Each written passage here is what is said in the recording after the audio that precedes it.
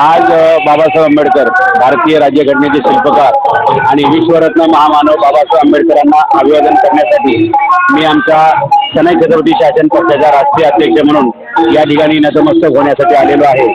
आणि बाबासाहेब आंबेडकरांनी जे विचार या जगाला दिले, बुद्धाचा जो संदेश दिला, सर्वसामान्य उपस्थित शोषित वंचितांचा आवाज बुलंद करण्याची भारतीय राज्यघटनेतून जी एक संधी दिली, एक सुविधा करून दिली, त्या संधीचा फायदा घेऊन समाजातील सगळ्यात शेवटच्या तळागाळाच्या घटकासाठी काय करता येईल याच्यासाठी प्रयत्न करणं हेच खरं अभिवादन आहे। आणि ज्या दिवशी या देशामध्ये पूर्ण समता अस्तित्वामध्ये येईल तेच खरं बाबासाहेबांना अभिवादन असेल। आणि म्हणून स्वातंत्र्य, समता आणि बंधुता हा त्यांचा विचार पुढे नेण्यासाठी आपण या ठिकाणी येऊन जसं चैत्यभूमीला आपण जातो तसं ज्या ज्या ठिकाणी डॉक्टर बाबासाहेब आंबेडकरांचे शिल्प आहेत, पुतळे आहेत, मूर्ती आहेत, अशा ठिकाणी जाऊन फक्त मेणबत्त्या लावायच्या नाही तर त्या विचाराच्या लावायच्या आहेत, फक्त मशाली पेटवायच्या नाही तर त्या विचाराच्या पेटल्या पाहिजेत। आणि खऱ्या अर्थानं जे अभिवादन आहे ते त्यांनी शिका, संघटित व्हा आणि संघर्ष करा हा जो संदेश दिला, तो संदेश इथल्या प्रत्येक तरुणाने आपल्या हृदयामध्ये ठेवला पाहिजे, डोक्यामध्ये घेतला पाहिजे, कृतीमध्ये उतरवला पाहिजे। आणि जास्तीत जास्त मुलांनी शिकलं पाहिजे, समाजाच्या वेगवेगळ्या घटकांनी एकत्र येऊन संघटित व्हायला पाहिजे आणि संघटित समाजच संघर्ष करू शकतो, न्याय मिळवू शकतो। आणि म्हणून आज आपल्याला गरज आहे की आपण संघटित झालं पाहिजे, आपण सुशिक्षित झालं पाहिजे आणि आपले दुःख काय आहेत, आपल्या वेदना काय आहेत, आपल्या समस्या काय आहेत याच्यावर सार्वजनिक विचार, मंथन, चिंतन झालं पाहिजे।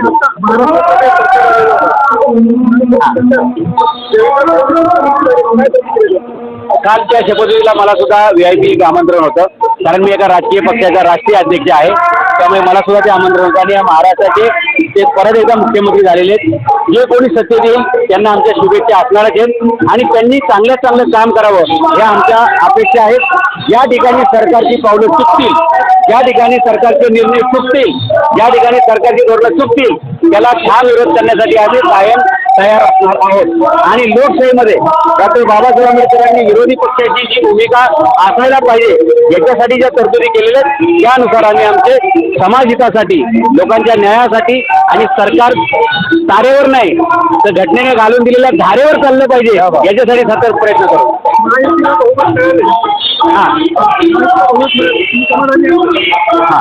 बघा, आता देवेंद्र फडणवीस यांचे सरकार आहे ते 3 पक्षांचे सरकार आहे। BJPचे 131 आमदार आहेत, शिंदेकडे 60 आमदार आहेत, अजित पवारांकडे 40 आहेत। त्यामुळे कदाचित महाराष्ट्रामध्ये गेल्या 30-40 वर्षानंतरचं एवढं बहुमत असलेलं सरकार आहे। अर्थात ते 3 पक्षांचं महायुतीचं आहे, ते आपापसामध्ये समन्वय ठेवतील, तळमय ठेवतील, त्यांचा प्रश्न आहे। फक्त जनतेच्या वाट्याला दुःख येऊ नये, संघर्ष येऊ नये या आमच्या अपेक्षा असतात। या देशामध्ये EVM बद्दल एक वातावरण चालू आहे, EVM बद्दल वेगवेगळे चर्चा वितर्क चालू आहेत, परंतु विरोधी पक्ष जे EVM बद्दल आता भूमिका मांडत आहेत त्याच्यावरती सत्ताधारी त्यांना एक प्रश्न विचारत आहेत की जेव्हा लोकसभेला तुम्हाला बहुमत मिळालं, लोकसभेला चांगली मतं मिळाली, त्यावेळी तुम्हाला EVM वाईट वाटत नव्हती, आता ती EVM वाईट कशी वाटत आहे? त्याच्यामुळे दोन्ही पक्षाच्या बाजू त्यांच्या पद्धतीनं बरोबर आहेत। तुमचं काय मत?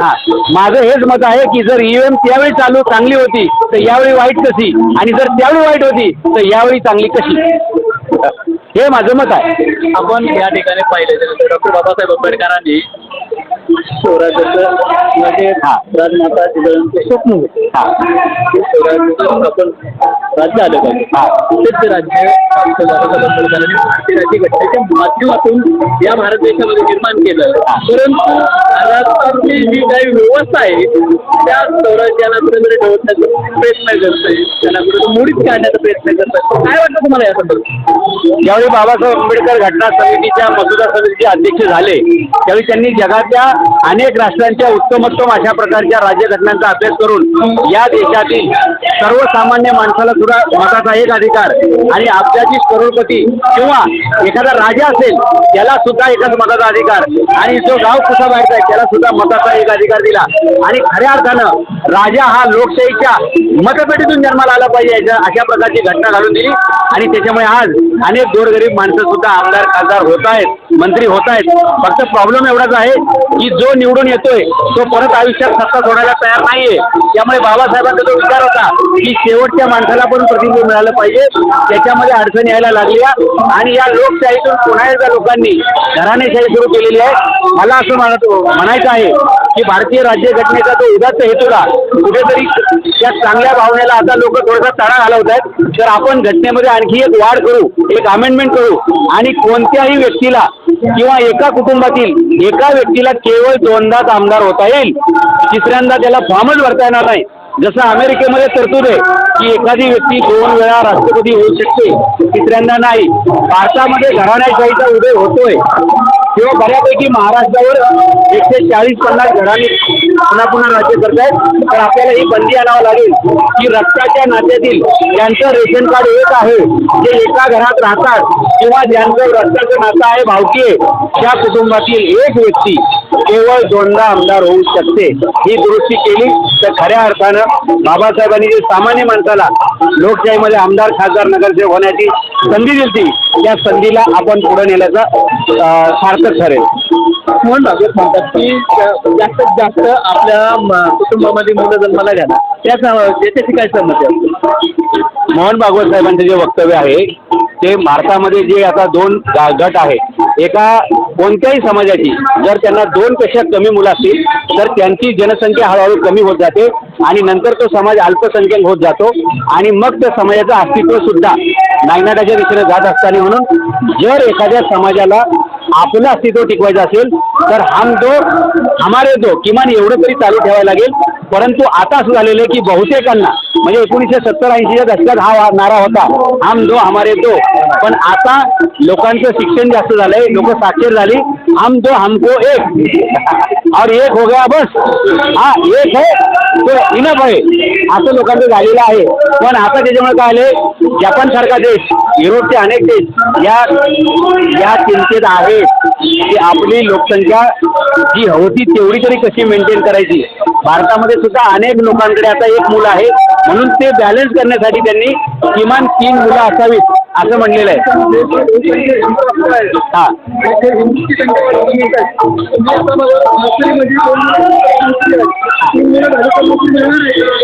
एक लक्षात घ्या, ज्यांना 3 मुलं हवी आहेत पहिलं त्यांची लग्न व्हायला पाहिजे. ज्यांना 2 मुलं पाहिजेत त्यांची पहिली लग्न व्हायला पाहिजेत आणि ती लग्न होण्यासाठी त्यांच्या हातामध्ये काहीतरी उद्योगधंदा व्यवसाय पाहिजे. आणि म्हणून मी गेले 25 वर्ष सांगतोय मराठी मुलांना की तुम्ही स्वतःचा उद्योगधंदा व्यवसाय करा. पूर्वी सुद्धा हे बघा, स्टेटमेंट संवैधानिक आहे किंवा नाही हे तपासण्याचं काम घटना समितीचे तज्ञ लोक असतील. लक्षात घ्या, त्यांनी त्यांचा दृष्टिकोन काय आहे हा त्यांचा दृष्टिकोन आहे. जर ते कायद्यात तपासलं म्हणलं तर ज्याला 3 मुलं होतील तो निवडणूक लढवू शकणार नाही. त्यांची फक्त आमदारकी खासदारकीची, नगरसेवकाला काही प्रॉब्लेम येणार नाही किंवा काही निवडणुकांमध्ये प्रॉब्लेम येईल, काही मध्ये येणार नाही. ज्यांना आपली मुलं वाढवायचे, लक्षात घ्या, जो सुजीत माणूस आहे तो 2च्या पुढे जाणार नाहीये. आणि ज्याला जास्त मुलं येतं तर समजून घ्यायचं की एक तर त्याला त्याच्याकडे पैसा भरपूर आहे किंवा त्याच्याकडे विचारांची काहीतरी कमतरता असू शकते. 2 परिस्थितीमध्ये जास्त मुलं असू शकतात. एकतर म्हणजे पूर्वी जसं राजा महाराजाला अनेक बायका असायच्या, अनेक पोरं असायची आणि हेच चित्र गरिबांच्या घरी पण दिसतं की जेवढं निरक्षरता अज्ञान तिथे सुद्धा जास्त मुलं असतात. परंतु भारताची एकंदरीत लोकशाही म्हणजे लोकसंख्या बघता आहे तेवढी जरी लोकसंख्या टिकली तरी भारताचं कल्याण होईल. जास्त वाढवण्याच्या चक्करमध्ये जाण्याची योग्य नाही. पण या ठिकाणी एकच मूल आहे ज्या समाजाचा म्हणजे लोकसंख्या घटते, जननदर कमी आहे. फक्त भारतच नाही तर जपान आणि युरोप सारखे अनेक देश या संकटामधून जात आहेत. त्या दृष्टिकोनातून ते बोलले असतील. एका विशिष्ट जातीचं लोकांना हां, तर या ठिकाणी अभिवादन करण्यासाठी सर्व जाती धर्माचे लोक येताना दिसत नाहीत. जयंतीला असो किंवा महापरिनिर्वाण असो, काय करणार काय सांगितलं? तुमचा प्रश्न अत्यंत रास्त आणि योग्य आणि समाजाच्या वर्मावाला घाव घालणारा आहे. या महापालिकेमध्ये अनेक पक्षांचे नेते अनेकदा सत्तेत राहून त्यांनी मलईचा लोळा होसपर्यंत खाल्लेला आहे. इथली महापालिका लुटून घातली. परंतु तुमचा प्रश्न जायज आहे, तुमचा प्रश्न योग्य आहे की जर तुम्ही भारतीय संविधानाच्या चौकटीमध्ये बाबासाहेबांच्या पुण्यामुळे जर आमदार, खासदार, नगरसेवक होत आहे तर बाबासाहेबांना अभिवादन करण्यासाठी तुम्हाला कशाची लाज वाटते? मी जिजाऊंचा वंशज आहे, मी मराठा आहे, त्या राजघराण्यातून आहे, तरी सुद्धा मी बाबासाहेबांना अभिवादन करण्यासाठी दरवर्षी येतो. का येतो तर बाबासाहेब आंबेडकरांमुळे लोकशाही आणि बाबासाहेब आंबेडकरांनी घटनेची घालून दिलेली तत्व त्याच्यातून शिवाजी महाराजांचा विचार पुढे जातो की शेवटच्या माणसाला सुद्धा संधी मिळाली पाहिजे. ते बाबासाहेब आंबेडकरांनी करून दाखवलं. शिवाजी महाराजांच्या काळामध्ये जो राजा आईच्या पोटी म्हणजे राजाच्या पोटी जन्माला येईल तो राजा व्हायचा, पण बाबासाहेबांनी हे सांगितलं, अब राजा का बेटा राजा नहीं होगा, अब राजा का बेटा राजा नहीं होगा, जो हकदार होगा वही राजा होगा. जो हक्कदार असेल, जो लायक असेल, जो क्षमतावान असेल, ज्याची योग्यता असेल त्यालाच राजा बनता येईल. आणि म्हणून सर्व जाती धर्माच्या लोकांनी नाही जे येत नाही त्यांचा निषेध केला पाहिजे. आणि तो निषेध फक्त एरवी नका करू, मतदानाच्या वेळी करा, निवडणुकीच्या वेळी करा, त्यांना जा विचारा. आता महापालिकेच्या निवडणुका 3 महिन्यांनी लागणार आहेत.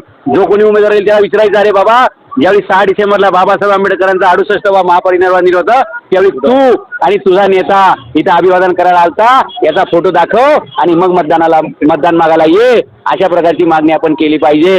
आता सरकारने शपथ घेतलेली हा. एक मुख्यमंत्री 2 उपमुख्यमंत्री त्यांची शपथ झालेली हा. आहे. परंतु हे सरकार सत्तेत येत असताना त्यांनी लाडक्या बहिणीला मोठं आश्वासन देऊन लाडकी बहीण योजनेच्या अंतर्गत फक्त सरकार म्हणजे नाही का भारतीय जनता पार्टी आणि महायुतीचे सरकार स्थापन केलेलं आहे. परंतु ज्या टायमाला शपथविधी होते त्या टायमाला लाडक्या बहिणीचा विसर पडला होता. काय वाटतं बहिणी लाडक्या बहिणीचा अवमान करताय काय सर? लक्षात घ्या, लाडक्या बहिणींना हे म्हणले 1500 देतो, ते म्हणले 3000 देतो. कुणी सत्तेत आला असता तर लाडक्या बहिणी 3 महिन्यासाठी लाडक्या राहणार होत्या. पुढे भविष्यात ती योजना किती दिवस चालेल मला सांगता येत नाही, कारण सरकारच्या तिजोरीमध्ये 46,000 कोटी रुपये दर महिन्याला कुठून आणायचे हे मोठा अडचणीचा प्रश्न. आम्ही अर्थ खात्याचा अभ्यास करतो किंवा अर्थशास्त्राचं ज्ञान आहे म्हणून आम्हाला माहिती आहे. सरकार मला असं वाटतं की जानेवारीपासून नवीन वर्षामध्ये लाडक्या बहिणींसाठी थोडेसे नवीन अटी टाकेल. 4 चाकी असेल तर मिळणार नाही, 2 चाकी असेल मिळणार नाही, घरात गॅस सिलेंडर असेल मिळणार नाही, घरात पंखा असेल मिळणार नाही. अशा सगळ्या अटी टाकून ते परत कुठे आणतील माहिती आहे का? राजीव गांधी निराधार योजनेवर येतील. म्हणजे मोदीची योजना फेक राहणार का? नाही, तसं नाही. सर्वच राजकीय पक्ष मतांच्या लालसेसाठी मतदाराला नेहमी लाच दाखवतायत. पूर्वीच्या काळामध्ये खूप कमी प्रमाण होतं पैसे वाटप करायचं, नंतर पक्ष पैसे वाटायला लागले, आता सरकार अधिकृत पैसे वाटायला लागले. अशा प्रकारचे चित्र महाराष्ट्रात देशात निर्माण व्हायला लागलेलं आहे. आणि लाडक्या बहिणींना सचून बटणं दाबल्या 7,500 रुपये मिळाले त्यांना. कोणी मध्यस्थ नाही, डायरेक्ट अकाउंटला पैसे आलेले आहेत. परंतु लाडक्या बहिणी, लाडके भाऊ, लाडके कार्यकर्ते सर्वांनी याचा विचार करायचा की राष्ट्र चालवायचं असेल तर तुम्हाला अर्थशास्त्राचे नियम डावलून जास्त दिवस तुम्ही लाडका कारभार करू शकणार नाही. कडका कारभाराकडे जावं लागेल आणि लाडक्या बहिणींना मग आपल्या भावाला विस्थापित झालेलं बघावं लागेल. सरकार चालवायचे तर पैसा लागेल, देश पुढे न्यायचा विकास कामाला पैसा लागेल. सरकार जानेवारीच्या नंतर हे चालवेल असं मला वाटत नाही. लाडक्या बहिणींचा निधी थांबवला जाईल. अशाच काही नवीन बातम्यांच्या अपडेटसाठी आपण पाहत रहा रिपब्लिकन आवाज न्यूज.